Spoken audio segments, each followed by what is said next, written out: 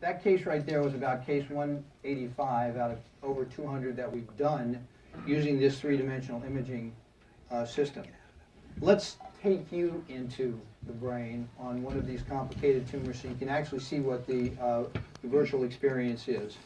So if we can show what the screen on the surgical theater SNAP unit, that's the Surgical Navigation Advanced Platform, what that looks like. These are the kinds of images that we are used to seeing, two-dimensional black and white images. It takes about 15 years to translate that into a three-dimensional mental model ahead of time so you know exactly where you're going. And now let's take a look at how we can look at this in 3 dimensions. So here's that tumor. The blue are the ventricles, the fluid cavities in the brain that are normal. The gold represents the tumor. The red, obviously, are the arteries around the tumor. And we can see that the tumor has engulfed and surrounded a couple key arteries. That's the challenge of this particular operation.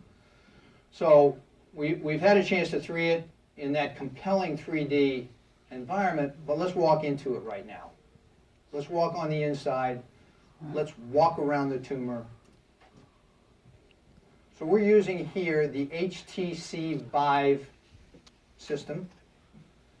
These 2 pedestals support laser trackers for the headset that my colleague is wearing. This is second nature to him. He's got years of experience in the Israeli Defense Force flying helicopters. In fact, the team that built this virtual reality system got their experience making flight simulators for pilots. So if you can, here's the virtual craniotomy. We've opened the skull virtually. We've removed the segment that will actually physically be removed during the surgery, and we'll work through that opening.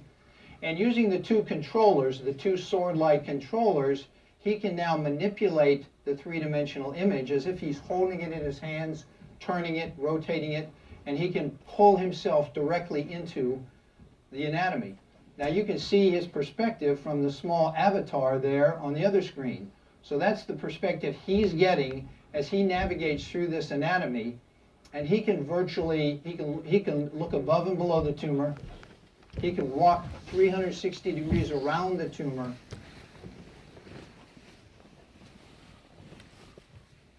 And he can learn the tumor like his living room. And that's what we want to do. We want to be able to know that anatomy as if we've lived there ahead of time so that there are no surprises. Because in this case, the carotid artery, the key artery to that side of the brain, comes right through the tumor.